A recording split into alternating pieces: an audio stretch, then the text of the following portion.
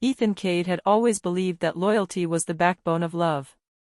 For 10 years, he had built a life with Ava, a woman so graceful, intelligent, and magnetic that he still couldn't believe she'd chosen him. Together, they had a 6-year-old daughter, Sophia, a house in the peaceful suburbs of Seattle, and what looked like the picture-perfect marriage. But sometimes, perfection is just the cleanest disguise for betrayal. It began subtly: the late-night meetings, the sudden obsession with her phone, the unfamiliar perfume on her clothes. Ethan wasn't naive, he noticed. But every time he tried to ask, Ava turned it into a fight, accusing him of being insecure, controlling, or worse, paranoid. And Ethan, blinded by love and guilt, backed down every single time. Until one night changed everything. It was a Thursday, cold rain tapping against the windows like a warning. Ethan came home early from a construction site meeting, something he rarely did. He wanted to surprise Ava and Sophia with dinner, maybe reignite the warmth they used to have. But as he opened the front door, he froze. There were muffled sounds coming from upstairs. Laughter, not Sophia's. A man's voice. His stomach dropped. His body moved before his mind could. Step by step, he climbed the stairs, heart pounding like a drum of war. The bedroom door was half closed, and through the crack, Ethan saw what no man should ever see. Ava. With his business partner, Mason Reed. The same Mason who had invested in Ethan's construction firm. The same Mason he'd called his best friend. Ethan didn't remember screaming, but the world erupted. Mason stumbled away. Ava cried out his name. Ethan lunged, years of loyalty collapsing into blind rage. But within minutes, the police arrived, called by Ava. She was trembling, crying, telling them Ethan had attacked Mason unprovoked. Her words, poison disguised as truth. And somehow, the police believed her. Ethan's mind was a blur of sirens, handcuffs, and disbelief. Ava, tell them the truth, he shouted as they dragged him away. But she stood there, mascara running, shaking her head like she was the victim. He's dangerous, she whispered. He tried to kill Mason. That single lie shattered his world. In the trial that followed, Mason testified against him. Ava painted him as a violent, jealous husband. With no witnesses, no camera footage, and no one willing to speak for him, Ethan was sentenced to 3 years in prison for assault and attempted battery. Sophia cried in the courtroom, reaching for her father as the guards pulled him away. Ava held her tight, whispering that Daddy had made a mistake, that he wasn't safe anymore. Ethan didn't cry.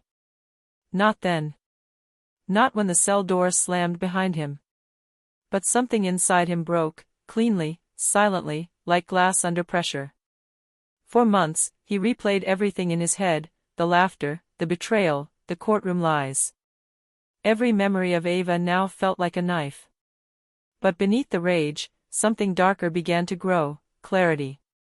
He realized Mason and Ava had planned this. They wanted him gone. And they had succeeded. But fate has a way of sending monsters to the same place.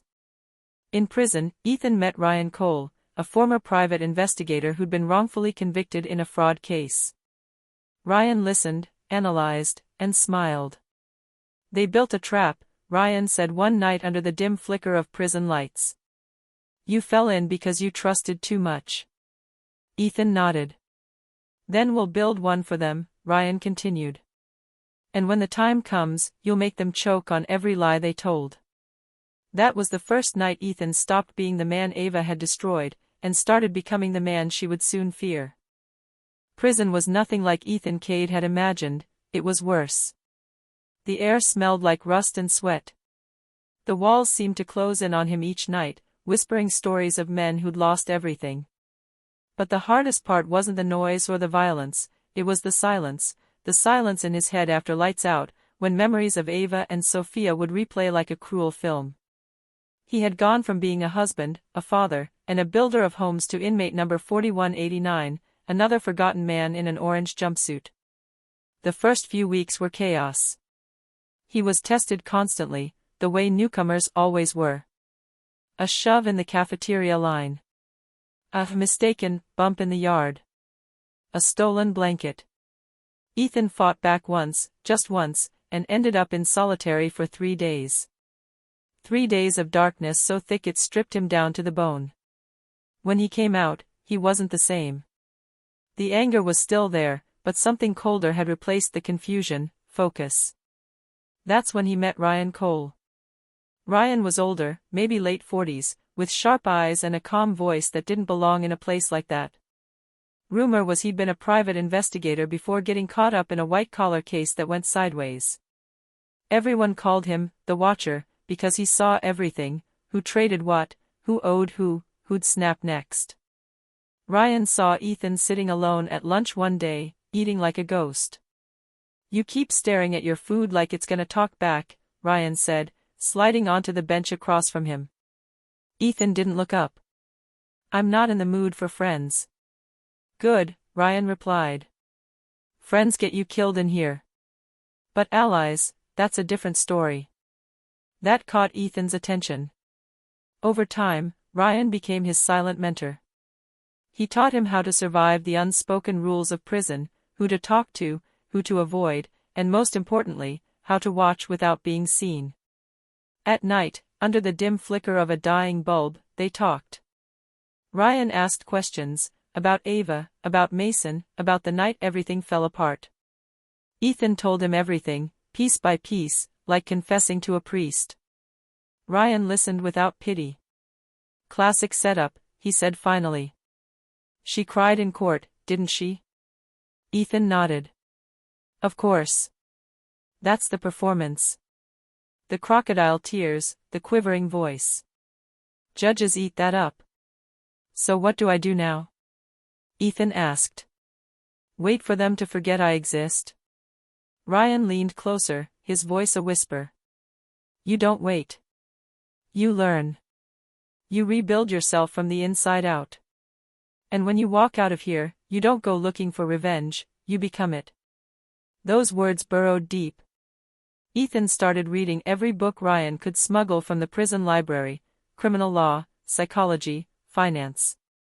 He trained his body, memorized patterns, learned how people lied without words. Each day, he buried the old Ethan a little deeper. He began working in the carpentry shop. Irony wasn't lost on him. Building furniture for offices while his own life had been torn apart by lies.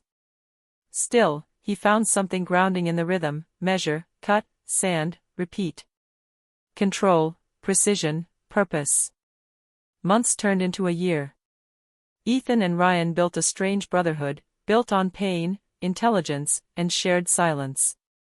Ryan taught him about digital trails, hidden accounts, the kind of dirt people left behind when they thought they'd gotten away with something.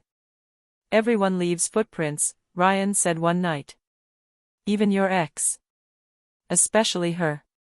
When Ethan received his first letter from Ava, he didn't even open it. He just stared at her handwriting and burned it in the sink. She wanted control, wanted him to feel small. Not anymore. But one letter he did open, from his brother, Caleb.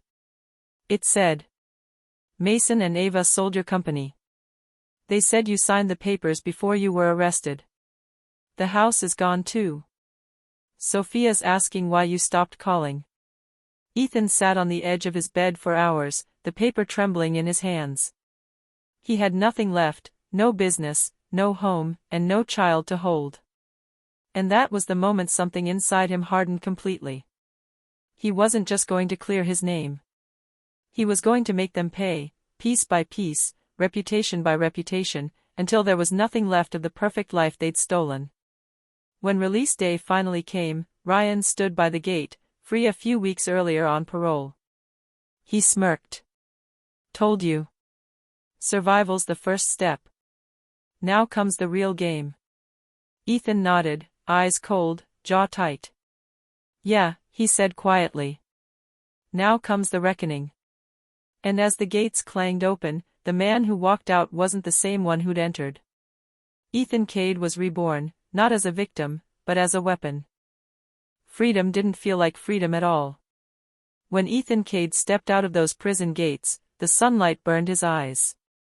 The world looked the same: blue sky, humming traffic, the smell of rain-soaked concrete, but nothing about it felt familiar anymore. He was walking through a life that no longer belonged to him. He didn't go home. There was no home to go back to. Eva had sold everything: the house, the cars, the company.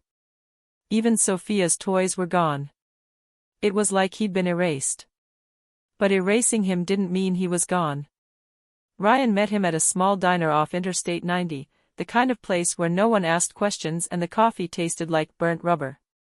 They sat in a corner booth, the air thick with the smell of grease and old secrets. "So," Ryan said, stirring his coffee. "What's the move?" Ethan stared out the window for a long moment before answering. "We rebuild what they destroyed. Only smarter. Only colder." Ryan grinned. "That's the spirit." The first person Ethan reached out to was his older brother, Caleb Cade, a former Marine turned private contractor who'd spent the last few years living off the grid in Arizona. Caleb had always been the opposite of Ethan: rougher, bolder, and far less forgiving. When Caleb opened the door to his desert home, he froze. "You look like hell, brother." Ethan managed a thin smile. "Good. Because that's exactly where I came from." That night, the brothers sat on the porch as the desert wind howled. Ethan told him everything: Ava, Mason, the betrayal, the setup. Caleb didn't interrupt once. When Ethan finished, Caleb simply said, "Then we burn them down, legally, financially, socially. Every damn thing they touch." Ethan nodded. "But we do it smart. No guns, no threats. They destroyed me with lies. I'll destroy them with truth." Over the next few weeks, Ethan and Caleb began quietly gathering intel. Ryan, still on parole, used his contacts to dig through Mason Reed's financials. What they found made Ethan's blood boil: offshore accounts, fake invoices, shell companies. Mason had been laundering money through their old firm long before Ethan went to prison. And Ava? She wasn't just complicit, she'd signed off on several transactions herself. Ryan called it poetic justice. Ethan called it leverage. To make the plan work, they needed a third ally, someone inside Mason's current company. That's when Olivia Hart came into the picture. She was a corporate analyst, sharp, cynical, and just burned enough by Mason's arrogance to want payback. Ethan met her in a dimly lit bar downtown, where she slid a flash drive across the table like a drug deal. "Everything you need," she whispered. "Emails, contracts, bank transfers. He's been cooking the books for years." Ethan studied her for a long moment. "Why help me?" She took a sip of whiskey, eyes steady. "Because I've watched men like him ruin too many people who didn't deserve it. Maybe you can balance the scales." The alliance was set.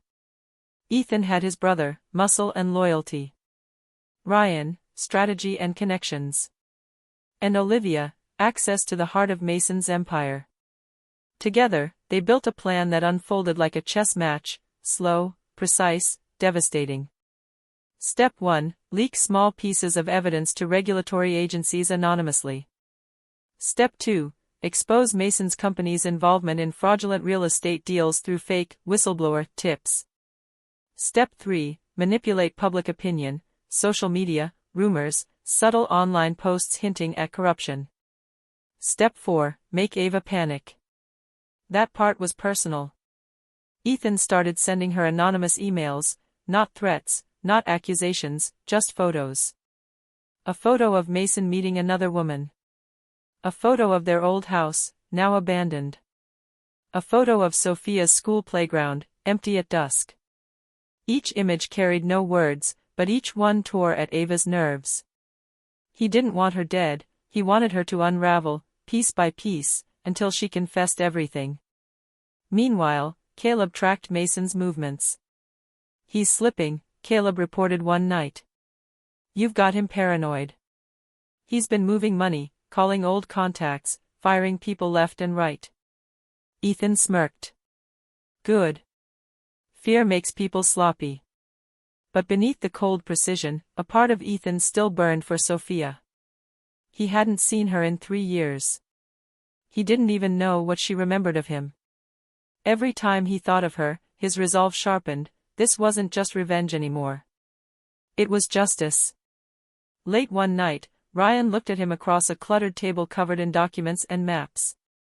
"You know," he said quietly, "you're not the same man who walked into that prison." Ethan didn't look up. "No. That man died the night she lied." Outside, thunder rolled across the city. Inside, a plan born of pain and patience finally took shape, a plan that would not just destroy Ava and Mason, but expose every mask they'd ever worn. They always say revenge is a dish best served cold, but no one tells you how patient it must be. Ethan watched the pieces move the way a chess player watches the board, not cheering when a pawn fell, simply noting the new shape of the game. The plan they'd built in smoke-filled diners and under humming streetlights wasn't loud. It was surgical. It started with an anonymous tip. Olivia, who had the kind of access that made secrets cough, dropped a carefully redacted packet at a regulatory hotline, then disappeared back into the gray corridors of corporate life. The packet wasn't explosive by itself, a few misfiled invoices, a trail of transfers routed through an out-of-state LLC, a shell company with a name that looked like a joke until you saw the balances. Regulators opened the file. Auditors nudged their leads awake. Mason's people called late-night meetings that smelled of nervous cologne and stale coffee. Mason didn't notice right away. Men like him lived in confidence, and confidence is a slow-acting blindfold.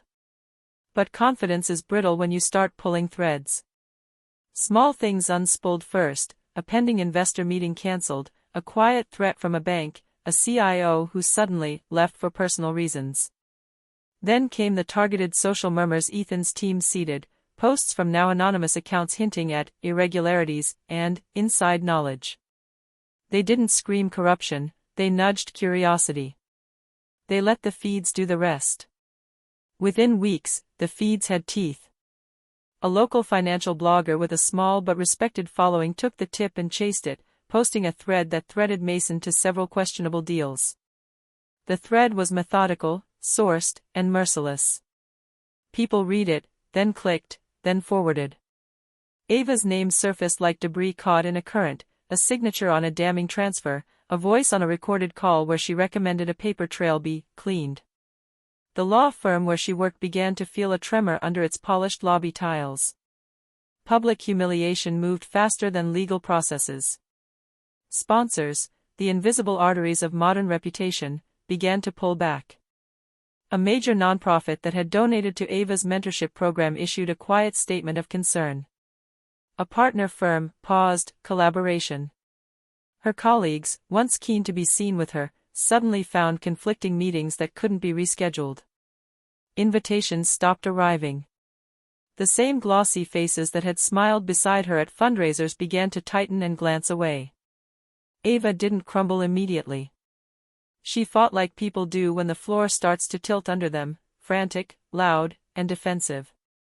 On TV, she was measured and angry. In private, she paced her kitchen with a phone to her ear, voice clipped, trying to signal control. But control is a currency that evaporates when people stop believing you. Call after call went unanswered, depositions were requested, and as auditors dug, they found more than a few loose ends. Mason's financial web wasn't a tapestry, it was a patchwork of holes. Then the legal notices began to land on the desks of people who'd once called Ava brilliant. Her firm placed her on administrative leave, pending an internal review. The local paper ran an investigative piece that paired a photo of Ava in a fundraiser dress with an overlay of spreadsheets showing transfers to shell accounts. Comments flooded the article, accusations, questions, demands. A single hashtag trended for hours.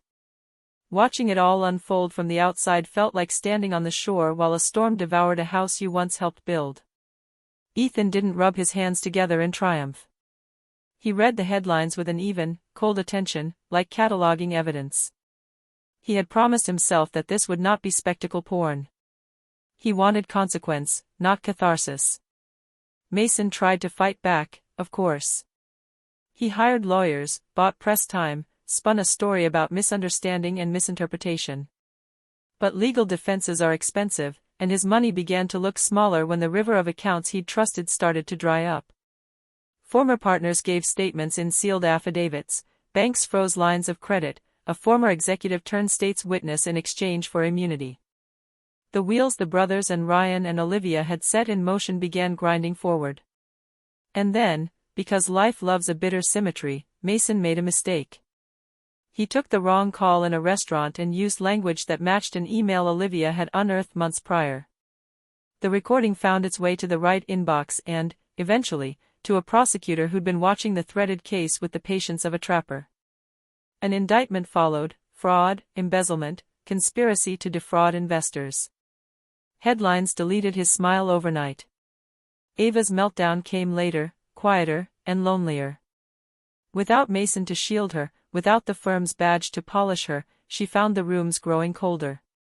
Her friends, the social circle that once orbited her like moons, started showing up to charity events without her name on the guest list.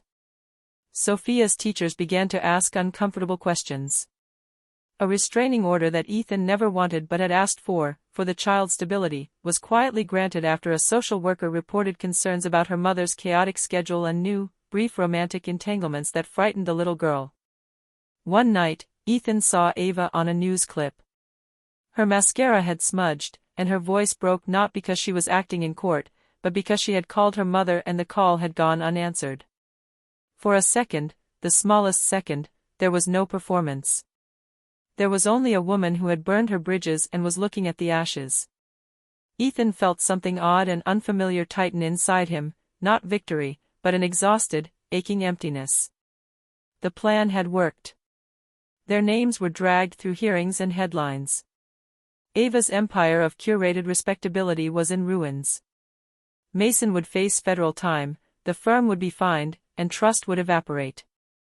Ethan could have stood at the center of it all and shouted triumph to the world. Instead, he stayed in the margins. Because revenge, once executed, becomes something else. It reveals what was left behind: a daughter who missed her father, a man whose life had unspooled years ago, and a quiet house that no longer felt like a battlefield but a place to rebuild. The storm had passed. The rubble settled. And in the settling, Ethan realized the reckoning he had wanted wasn't an ending that would clap like a curtain, it was a beginning that would require an honesty he wasn't sure he yet had. The morning after Ethan's sleepless night felt surreal. He stood in front of the mirror, his reflection a stranger, bloodshot eyes, unshaven jaw, and a hollowness in his face that no shower could wash away. He had always been a man who believed in logic, in structure. But how do you structure chaos? How do you reason with betrayal? He went downstairs to find Olivia already in the kitchen, acting as if nothing had happened. She wore one of her soft gray sweaters, hair pulled into a perfect bun, humming quietly while flipping pancakes. The domestic calm felt almost cruel. "Morning," she said, flashing him that practiced smile. "You're up early." "Couldn't sleep," Ethan replied, his voice flat. He studied her, trying to see something: remorse, guilt, fear, but she looked as serene as a morning yoga session. "Big day today?" she asked casually, pouring syrup over her stack. He nodded mechanically. "Yeah. I've got some meetings." Silence filled the kitchen like a storm cloud waiting to burst. The air between them buzzed with unspoken words. Ethan clenched his coffee mug so tightly his knuckles went white. He wanted to scream, "How long? How many lies?" But he didn't. Not yet. He needed to be sure. He needed proof that couldn't be twisted. After Olivia left for work, Ethan sat in front of his computer, his mind racing. He remembered how often she'd mentioned extra hours, team dinners, project deadlines. He opened her iCloud account, a shared feature from years ago that neither had thought to disable. His fingers trembled as he navigated to her location history. And there it was. Multiple nights she'd worked late, her phone had pinged near a small boutique hotel in Santa Monica. Every single time. Ethan felt his pulse thunder in his ears. The betrayal wasn't a suspicion anymore, it was data, timestamps, coordinates. Facts. Cold and undeniable. He stared at the screen for what felt like hours, the truth settling in like poison. The woman he'd shared a decade with, the woman who knew every scar on his body and every dream he ever confessed, had been meeting someone else. That evening, Olivia came home late again, smelling faintly of cologne that wasn't his. Ethan watched her from the couch, pretending to be absorbed in his laptop. She placed her purse on the counter, humming softly. "Hey, babe," she said lightly. "Sorry I'm late." The client meeting ran long. Ethan's chest tightened. He wanted to confront her right there, but he played along. "All good," he said, forcing a smile. "How'd it go?" "Great," she replied. "I think they're really happy with our proposal." He nodded, biting his tongue to keep from exploding. Every word that left her mouth felt like a dagger. Later that night, after she fell asleep, Ethan slipped out of bed and sat at his desk. He began compiling everything: texts, call logs, hotel records, even a few photos from her Instagram that matched those same hotel nights. The evidence told the story she wouldn't. As he worked, he noticed something odd: a recent Venmo transaction from Olivia to someone named JC. The note said, "Thanks for everything, Red Heart." His breath caught. JC. The initials matched the man from the contact she had saved as Jessica Conference. A clever disguise. Too clever. Ethan felt a wave of rage so strong he could barely breathe. His entire body trembled, his mind spiraling between disbelief and fury. He slammed his laptop shut, then reopened it, forcing himself to stay calm. He couldn't act on emotion. Not yet. He would expose the truth, but he would do it his way, methodically, undeniably, publicly if he had to. The next morning, he kissed Olivia's cheek before she left, his expression unreadable. "You've got that big meeting again today?" he asked softly. She nodded. "Yeah, might be home late." "Take your time," he said, a chilling calm in his tone. "I'll be waiting." As she left, Ethan whispered under his breath, "Yeah. I bet you will." Then, he opened his phone and made a single call, to someone he hadn't spoken to in years, a private investigator named Marcus Hale. "Marcus," Ethan said quietly, his voice cold and steady. "I need you to find out everything about where my wife's been going. And who she's been with." There was a long pause. Then the deep, gravelly voice on the other end replied, "You got it. I'll make sure you get the truth." Ethan stared out the window as the morning sun hit the street. The world outside looked normal, people walking dogs, kids heading to school, but his world had already cracked beyond repair. And he was ready to make someone pay for it. Marcus Hale smelled like old leather and stale cigarettes, the kind of man who'd seen 100 marriages die and learned to keep his mouth shut about it. He ran a private investigation shop out of a converted garage downtown, neon light buzzing above the door and a faded sign that read Hale Investigations. When Ethan stepped inside that afternoon, Marcus didn't look surprised. He'd seen that particular brand of grief before: quiet, purposeful, edged with the taste of revenge. "You sure you want to do this?" Marcus asked, palms folded on the desk like a judge. Ethan's voice was flat. "Yes. I want to know where she goes. Who she's with. Everything." Marcus nodded, tapped a cigarette into an ashtray he never lit, and opened his laptop. "We start small. Phone ping data, payment trails, surveillance at the spots she frequents. It's sloppy, but people in love or in lies are sloppy." He handed Ethan a business card and a look that meant the game had begun. The first week was all light work, cross-referencing Olivia's phone pings with hotel Wi-Fi logs, pulling camera footage outside the Santa Monica boutique, tracking Venmo notes. Olivia had been careful, almost cruelly so, but not perfect. There were gaps: a ride-share log here, a concierge check-in there, an Uber driver who remembered a woman with a nervous laugh and a man with a limp. Marcus collected each sliver like evidence in a jar. Then the money trail showed up. A series of small Venmo transfers to JC. $120, $200, $75, with notes like, "Thanks. Tonight," and "Can't wait." Marcus dug deeper and found a credit card charge, a room at the Seabright Hotel, 2 nights, last month. The name on the card was Olivia's company card, expense labeled, Client Entertainment. The hotel receipt had a room number and a credit card swipe timestamp that matched the phone ping he'd already logged, 11:47 p.m. to 2:13 a.m. Marcus worked the networks like a fisherman mending nets. He pulled records from a small, out-of-state private registry and matched the initials JC to a man named Jonah Cass, a contractor whose name came up in Mason Reed's old invoices. Jonah had no public social profiles, no wife, and a history of small-time fraud. He was exactly the kind of man who operated in the gray. Marcus showed Ethan the first photo quietly one evening, Olivia, hair loose, laughing with Jonah on a hotel balcony.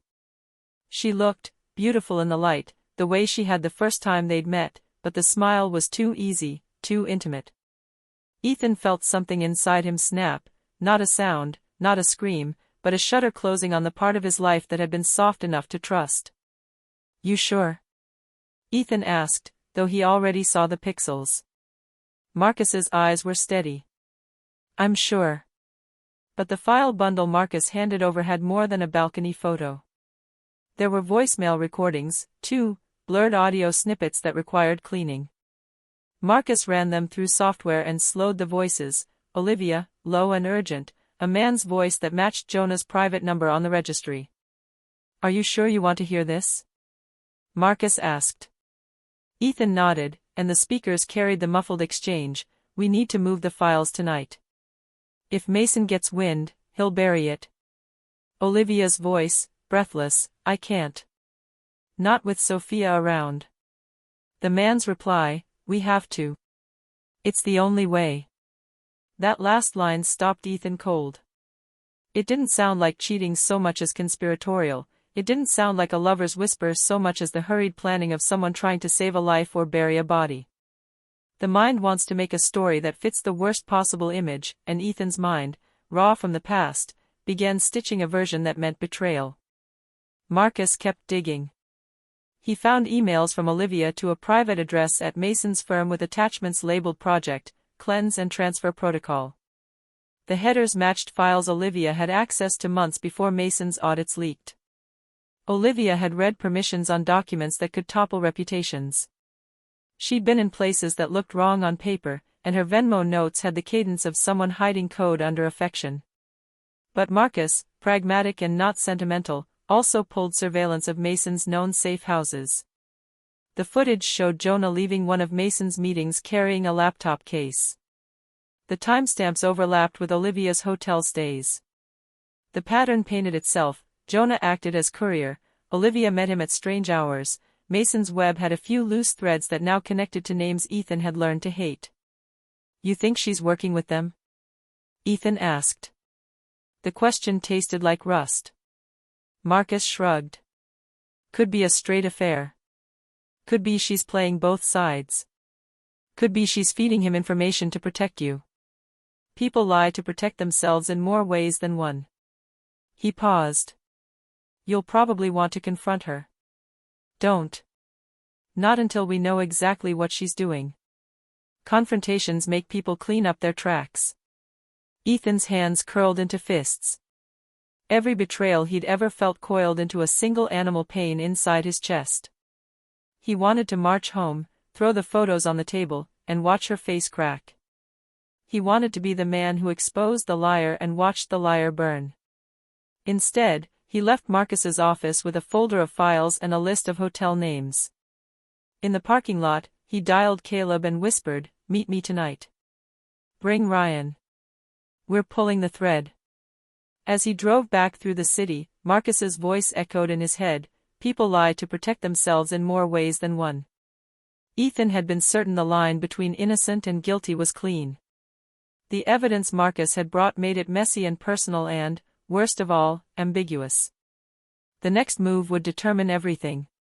Ethan could choose to tear her down now, reveal, accuse, destroy, or he could follow Marcus's counsel and build a case that left no corner for lies to hide in. He gripped the steering wheel until his knuckles ached and whispered to the empty car, "No more mistakes."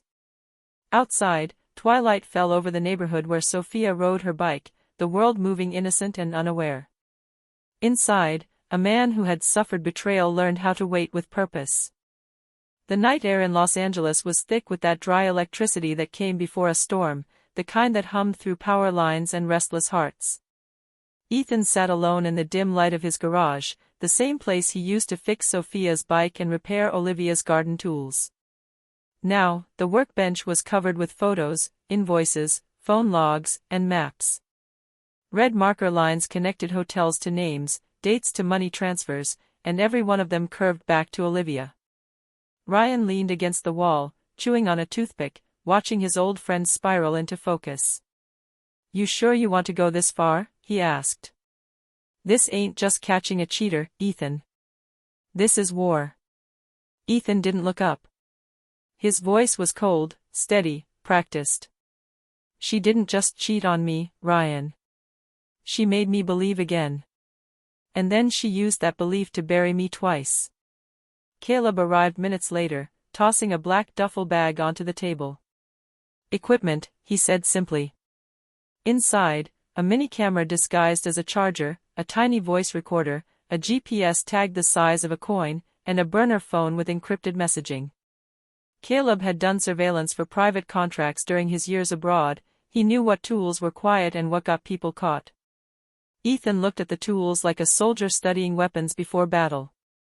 "We don't destroy her yet," he said. "We make her destroy herself." The plan was intricate.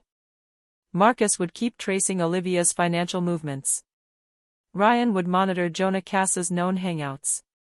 Caleb would handle digital surveillance, setting up fake accounts, fake investors, and feeding small, believable information to Mason's company to see how far the leaks traveled. They called it Operation Glasshouse, because when people live in glass houses, all it takes is one crack. 2 nights later, the first step began. Ryan tailed Jonah's car from downtown to a quiet bar near the beach. Jonah wasn't careful, he paid in cash but used his real phone to call someone. Ryan recorded the timestamp and texted Ethan. Within an hour, Marcus cross-referenced the phone log. It matched Olivia's private number. Meanwhile, Caleb hacked into the Seabright Hotel's guest Wi-Fi logs from that same evening. 2 devices, Jonah's Android and Olivia's iPhone, were active under the same network, same room floor, within 10 minutes of each other. The evidence was undeniable now. But Ethan didn't feel vindicated. He felt hollow.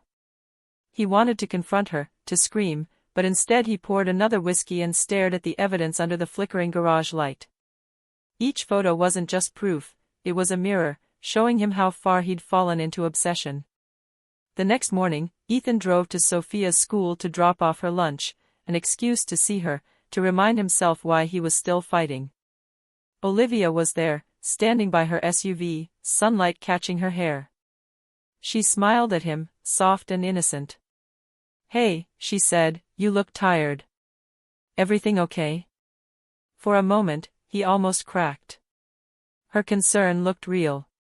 Her eyes carried the same warmth that once saved him. But then his phone buzzed, a message from Marcus. "Olivia just wired $3,000 to JC, memo, for last time."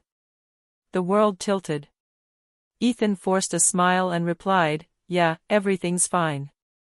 That night, the team moved to the next phase. Caleb built a fake identity, Daniel Rivers, an investor interested in contracting work.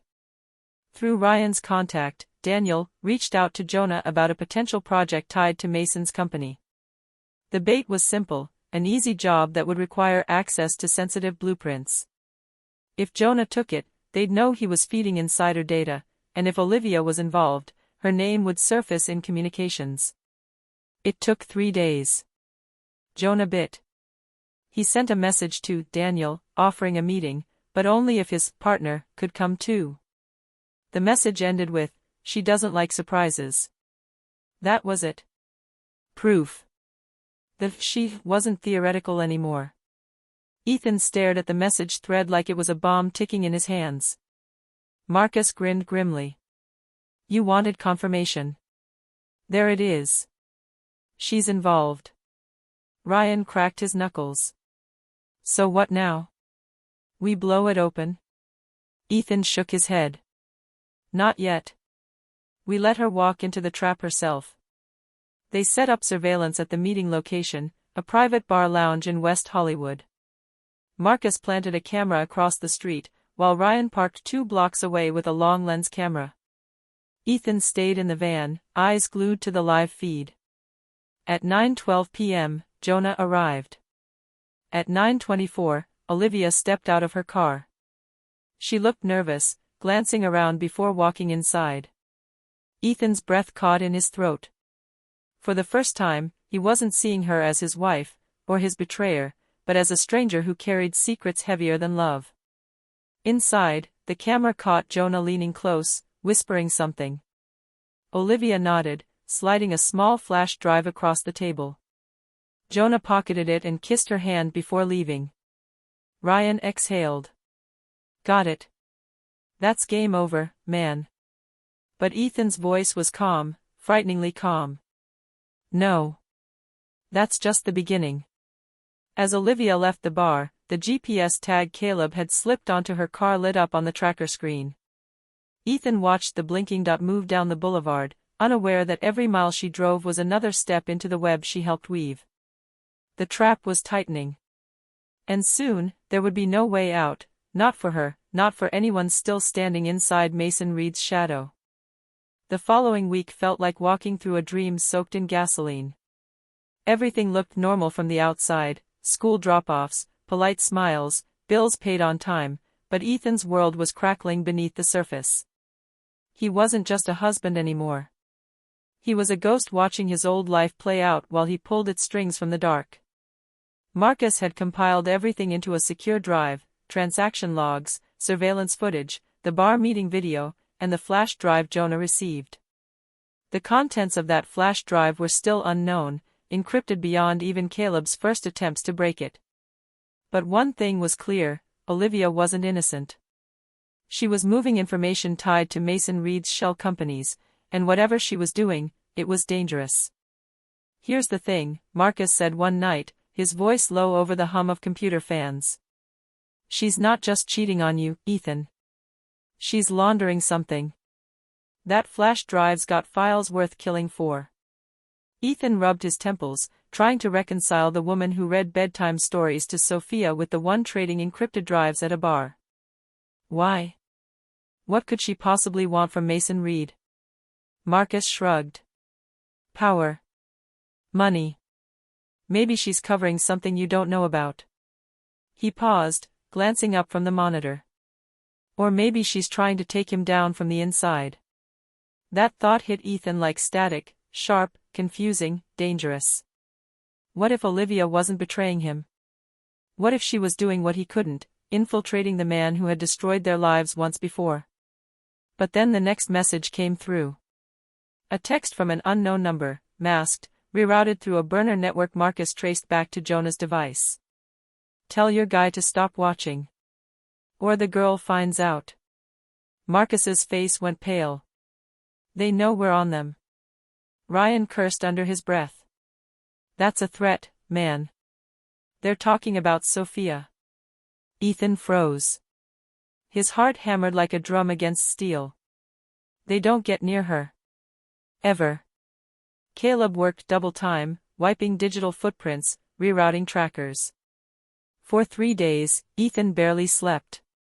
He parked outside Sophia's school in a borrowed car, engine running, eyes on every passing stranger. The revenge he once craved had twisted into something uglier, fear. On the 4th night, Marcus finally cracked the drive. He called Ethan at 2 a.m. You'd better get over here.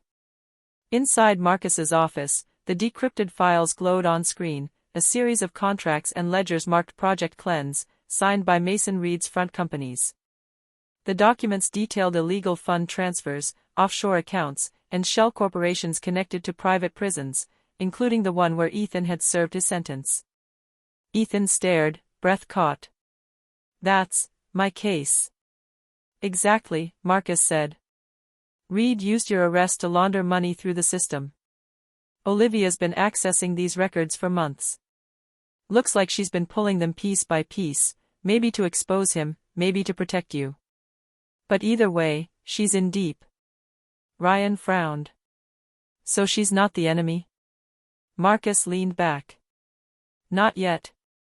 But the way she's going about it, she's going to get herself killed. Ethan's anger began to shift, not disappear, but morph into something heavier. For the first time, doubt gnawed at the edges of his vengeance. What if Olivia's affair with Jonah wasn't love, but leverage? What if Jonah was her contact inside Reed's operation? Still, Ethan couldn't forgive what she'd done. She'd lied, hidden, manipulated, again. Whether for love or justice, she'd built another world behind his back. Caleb tapped the monitor. They've got a big meeting tomorrow night. Jonah, Reed, and Olivia. Some place called the Palisade. Private rooftop, 9 p.m. Could be where they finalize whatever this is. Ethan's decision came fast. We'll be there. We record everything. No mistakes. The next evening, the city glittered below them, endless light and noise. From a nearby rooftop, Ethan crouched beside Marcus and Ryan, camera lenses pointed at the Palisade across the street. Olivia arrived first, sleek black dress, hair tied up. Jonah followed, casual as ever. Mason Reed came last, tall, silver hair, sharp suit, a predator in plain sight. Ethan's heart was a grenade with the pin half pulled. He could barely breathe as the camera zoomed in. Reed handed Olivia a folder. She opened it, glanced through, and nodded. Then Jonah slid her a phone. Audio's on, Marcus whispered. Reed's voice came through the receiver, smooth as poison. Once this goes through, we're untouchable. You did good, Olivia. Better than I expected. Olivia replied, calm but tight. Just make sure Ethan stays out of it. The words hit harder than any betrayal before. Make sure Ethan stays out of it. Ryan whispered, she's protecting you, man. That's not. Ethan cut him off. She's protecting herself. On screen, Olivia's hand brushed Jonah's as she handed over the folder. The gesture was small, but Ethan felt it like a knife twist. He stood, voice low, trembling. That's it. We're done waiting. Marcus grabbed his arm. Don't. You'll blow everything. But Ethan was already moving toward the stairwell. For months he had lived in shadows, gathering, plotting, doubting. Now the storm he'd built was breaking loose. As he disappeared down the stairs, Marcus cursed and turned to Caleb on comms. Track him. If this goes sideways, nobody walks out clean. The night was no longer quiet, it pulsed with danger, betrayal, and something Ethan hadn't felt in a long time, the terrifying clarity of purpose. The web had finally begun to unravel. And he was walking straight into its center. The elevator hummed softly as it rose to the 27th floor of the Palisade, its mirrored walls reflecting Ethan's hollow eyes. The city lights glimmered below, but inside him, there was only storm. Every lie, every sleepless night, every unanswered question built up inside his chest until it was almost impossible to breathe. He had come here for the truth, or maybe to burn everything down. When the doors slid open, Ethan stepped into the rooftop lounge. The night air was cool, scented faintly of ocean salt and expensive whiskey. The soft murmur of laughter floated through the glass doors ahead. Inside, Olivia, Jonah, and Mason sat at a round table beneath soft amber lights. The picture of calm deceit. Ethan stood there for a moment, unseen. He could turn around now, walk away, call Marcus, let the evidence do the talking. But the months of quiet suffering had hardened him into something else. He wasn't a victim anymore. He was a reckoning. He pushed open the door. The conversation inside died instantly. Olivia turned, shock flashing across her face. Ethan? Her voice cracked with disbelief. What are you? Sit down, Ethan said. His tone was flat, dangerous. He shut the door behind him. You. Me. And the people who ruined our lives. Perfect little reunion. Mason leaned back in his chair, unfazed. Well, if it isn't the ghost himself. I thought prison taught you when to stay buried. Ethan ignored him. His eyes locked on Olivia. How long? He asked quietly. How long have you been working with him? Olivia's lips trembled. You don't understand. Try me. Jonah shifted uncomfortably. Maybe this isn't the. Ethan's glare cut through him. You open your mouth again, I swear to God. Enough. Mason's voice sliced through the air like glass. He rose from his chair, towering, calm, deadly. You think you can just walk in here and play detective? You have no idea what game you're standing in. Ethan took a slow step closer.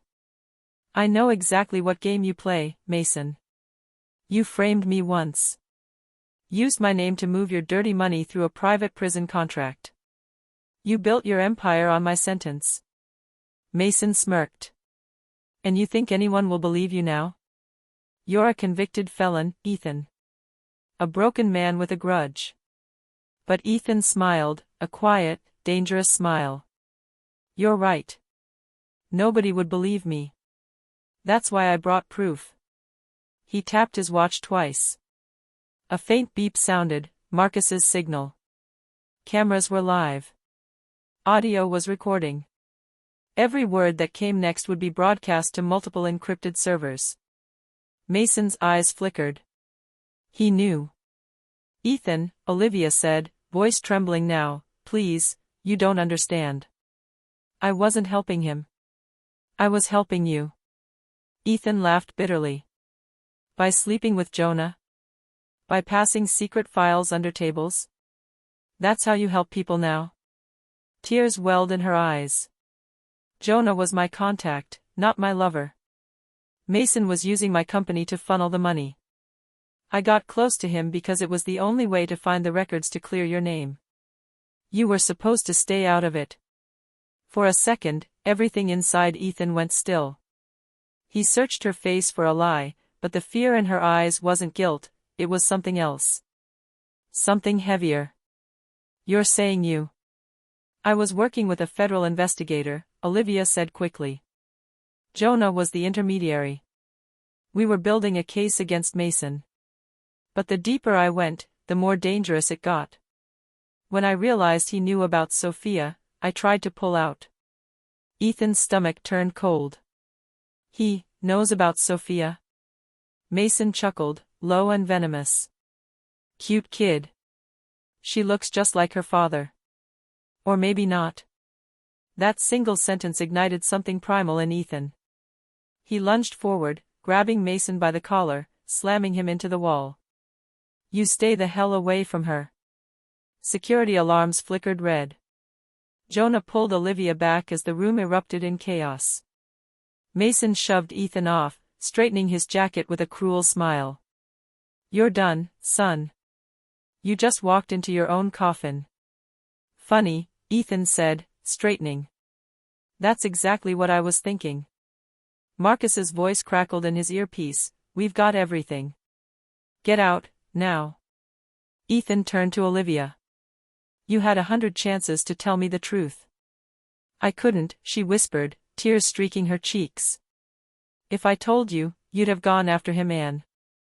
And what? Ethan snapped. You thought keeping me in the dark would save me? Mason's phone buzzed. He glanced at the screen, confusion flickering across his face. Outside, sirens began to wail. Not security, police. Olivia's eyes widened. You didn't. Ethan gave a grim smile. Oh, I did. Marcus sent everything. Every recording, every file. Right now, the feds are freezing your accounts, Mason. Mason's expression curdled into fury. He reached into his jacket. You think you can? A gun glinted under the lights. Olivia screamed. Jonah moved first, shoving Mason's arm aside just as the gun went off, the shot echoing across the rooftop. Glass shattered. Someone shouted. Mason stumbled, clutching his shoulder. Jonah yelled, "Go! Take her and go!" Ethan grabbed Olivia's wrist. For a brief moment, their eyes met, raw, broken, unresolved. "We're not done," he said. "I know," she whispered. "But right now, we run." As they fled into the stairwell, sirens blaring below, Ethan realized that the line between revenge and salvation had finally vanished. He'd set out to destroy her. Now, he might have to save her instead. Ava stood before the mirror in her lavish penthouse overlooking downtown Los Angeles. The skyline that once made her feel invincible now mocked her with its indifferent glitter. Her reflection was perfect as always, flawless makeup, a designer dress clinging to her figure, diamonds glinting at her neck. Yet beneath that surface, she saw what she had become, hollow, hunted, and terrified. Her phone buzzed, another headline notification. Ava Sullivan under investigation for corporate fraud and perjury. Her heart stopped. The words blurred. She staggered backward, clutching the edge of the vanity. This couldn't be happening. She had lawyers, influence, friends in high places. She had built her world meticulously. How could it all crumble overnight? The phone rang again. It was her assistant, voice trembling. "Ava, the board, they voted you out. Effective immediately. Your accounts are frozen." "What? That's impossible. I own this company." "Not anymore," came the quiet reply before the line went dead. For the first time in years, Ava Sullivan felt powerless. Meanwhile, in a modest suburban home miles away, Ethan sat in silence, watching the same headline appear on his laptop. The corner of his mouth twitched, not quite a smile, but something close. Mason stood beside him, arms folded.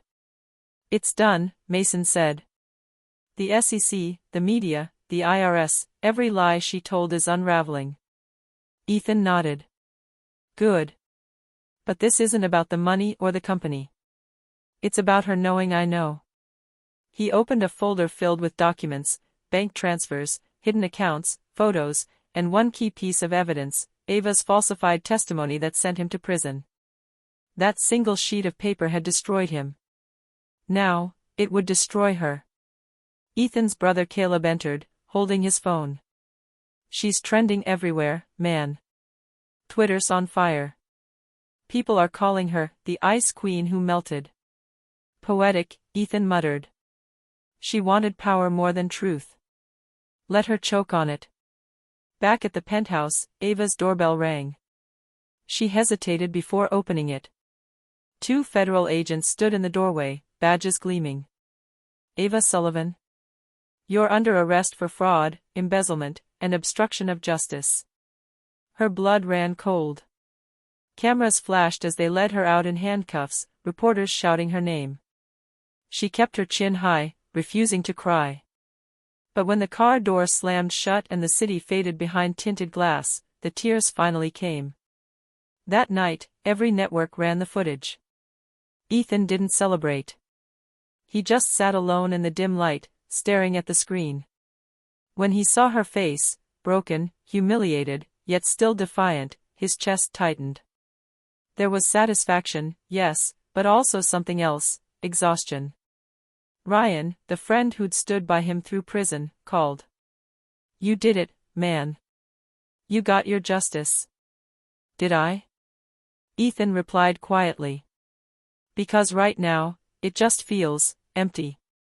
"You can't save someone who set fire to their own soul," Ryan said. "But you can walk away from the ashes." The next morning, Ava's empire was gone. Her assets seized, her friends vanished, her lawyers turned cold. She sat in the detention center, stripped of her jewelry, her dignity, her lies. The only thing left was regret, sharp and suffocating. She thought about Ethan then. About the man she once called her husband. The man she betrayed because ambition whispered louder than love. She wondered if he would come to see her, or if he'd moved on completely. Across the city, Ethan watched the sunrise from his porch, Sophia asleep inside. The light painted the sky in gold and violet, and for the first time in years, it felt like the world was moving again. He exhaled slowly, closing the chapter that had haunted him for so long. The queen had fallen. The truth had won. But revenge, Ethan realized, was never the cure, it was just the final cut that let the pain bleed out. He looked at the phone, Ava's name still saved in his contacts. His thumb hovered over it for a moment before pressing delete. Then, in the quiet of the morning, Ethan whispered, "Goodbye, Ava." And with that, he let the past finally die. Weeks passed since Ava's arrest. Los Angeles buzzed with the next scandal, and the world moved on, but for Ethan Sullivan, time had finally begun to heal. The weight that had pressed on his chest for years had lifted, not suddenly, but like fog dissolving under sunlight. He stood in his backyard one Saturday morning, watching his daughter, Sophia, chase bubbles across the grass. Her laughter filled the air, bright and pure, a sound he thought he'd never hear again after losing her. She was 8 now, older, wiser than her age. The first few weeks after he regained custody, she had been quiet, uncertain. But slowly, the walls came down. "Daddy, look," she shouted, popping a bubble midair. Ethan smiled. "You're getting too good at that." Sophia giggled. "Maybe I'll be a bubble champion someday." He laughed softly, and for the first time, it didn't feel forced. Later that day, Olivia arrived. She carried a picnic basket, wearing a sundress the color of peach blossoms. She had been a steady presence in Ethan's life since his release, patient, grounded, and honest. Where Ava was lightning, brilliant, dangerous, consuming, Olivia was sunrise, gentle, constant, and warm. "Looks like Sophia's winning the bubble war," Olivia teased as she set the basket down. "She's unstoppable," Ethan replied. "I think she gets that from her mom." There was no bitterness in his voice anymore. Just acceptance. They sat together under the old oak tree. The smell of fresh lemonade and grass filled the air. Olivia reached out, brushing his hand. "You've come a long way, Ethan." He looked down, smiling faintly. "Some days I still wake up expecting to see prison walls." "That's trauma," she said softly. "But you're not that man anymore. You didn't let it define you." Ethan's gaze drifted toward Sophia, who was now making daisy chains for her dolls. "She deserves a better father than the man I was before. Maybe that's what all this pain was for, to remind me what matters." Olivia nodded. "Sometimes redemption isn't about proving you're right. It's about becoming someone who doesn't need to be."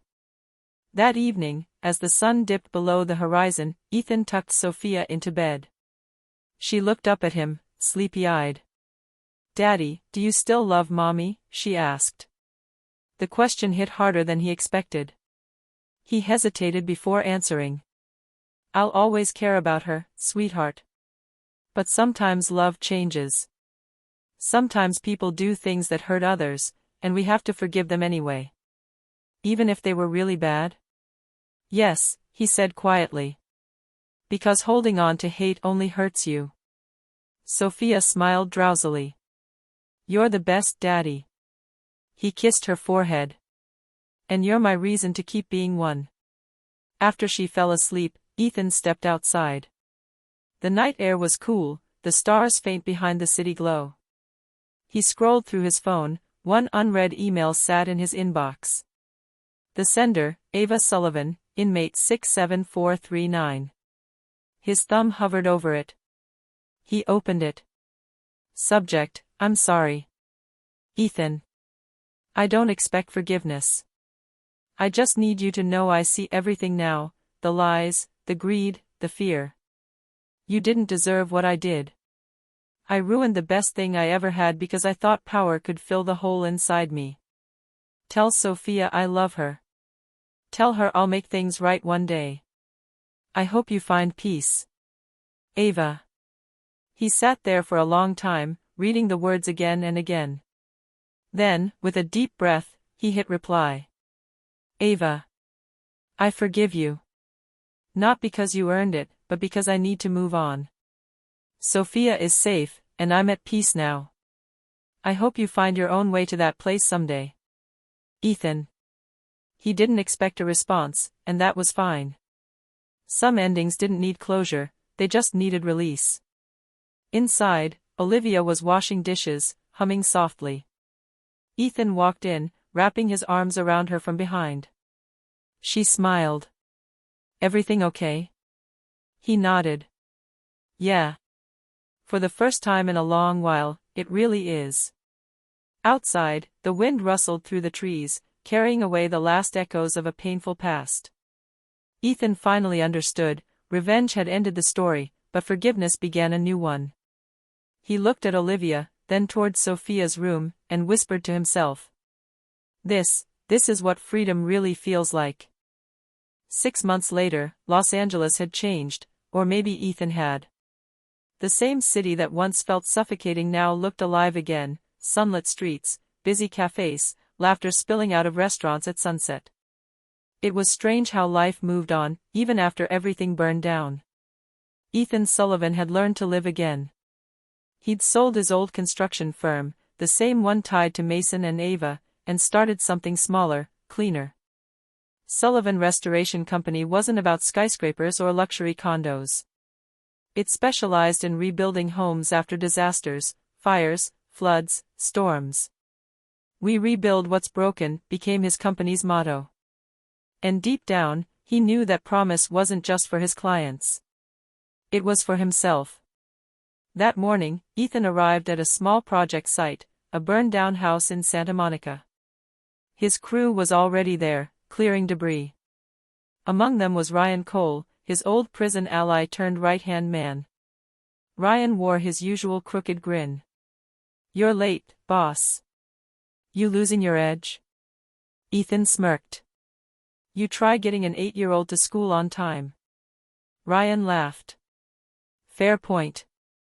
They worked side by side, the silence between them comfortable now. Both men carried scars the world couldn't see, but they had something rare, peace. Around noon, Olivia showed up with lunch. She was radiant as ever, her hair catching sunlight like gold. She had recently left her corporate marketing job to help run Sullivan Restoration's community outreach. "Feeding the crew," she said, holding up a basket of sandwiches. Ryan grinned. "You're a saint." "Don't push it," she teased. Ethan kissed her cheek softly. "You didn't have to come all the way out here." "I wanted to," Olivia said. "You spend all day rebuilding houses. Someone's gotta make sure you remember to eat." Later that day, after everyone had gone, Ethan stood in the empty shell of the burned home. The walls were still blackened, but sunlight streamed through the open roof, painting everything in gold. He closed his eyes, breathing in the smell of sawdust and possibility. This was what healing looked like. He thought about Ava sometimes. She was still serving time in a women's correctional facility. Her letters arrived once every few weeks, polite, remorseful, steady. He read them all but never replied again. Forgiveness didn't mean reopening old wounds. It meant letting them scar over and moving forward. Sophia, now brighter and happier, had begun painting again. Her latest masterpiece, a crayon drawing of 3 figures under a big yellow sun, hung proudly on the fridge. She'd labeled them carefully, Daddy, Olivia, and me. When he'd seen it, Ethan had smiled so wide it hurt. That night, they had dinner together on the back patio. The air smelled of grilled corn and fresh lemonade. Fireflies flickered in the darkening yard, and Olivia poured wine while Sophia chattered about school, her laughter rising like music. Halfway through the meal, Sophia suddenly turned serious. "Daddy," she said, "are you happy now?" The question caught him off guard. He looked at her, really looked, and realized the answer came easily. "Yes," he said. "I am. Even without Mommy?" He reached over and tucked a strand of hair behind her ear. "Happiness doesn't mean forgetting the past. It means not letting it control you. Sophia nodded solemnly, then smiled again. Good. 'Cause I think we're a pretty cool family. Olivia raised her glass. I'll drink to that. As night fell, Ethan leaned back in his chair, gazing up at the stars. For years, he'd been haunted by everything he'd lost, his freedom, his family, his dignity. But now, he finally understood that the real victory wasn't in destroying the people who broke him. It was in rebuilding himself. He had clawed his way out of hell, not for revenge, but for redemption. Before going inside, he opened his laptop to check emails. A notification blinked, a new contract request. A non-profit housing group wanted Sullivan Restoration to rebuild homes for veterans. Ethan smiled. Looks like we're expanding, he murmured. Olivia peeked over his shoulder. Guess you're not done rebuilding yet. He turned to her, his eyes warm. No. Not even close. She leaned in and kissed him. The moment felt quiet but infinite, the kind of peace that comes after a storm you thought would never end. Ethan closed his eyes, feeling the weight of the past finally drift away. For years, he had lived as a man defined by betrayal and rage. Now, he was something else, a father, a builder, a survivor. Tomorrow, there would be new projects, new challenges, new beginnings. But tonight, there was just laughter, warmth, and love under a California sky. And for the first time in a long, long time, Ethan Sullivan didn't feel broken. He felt whole.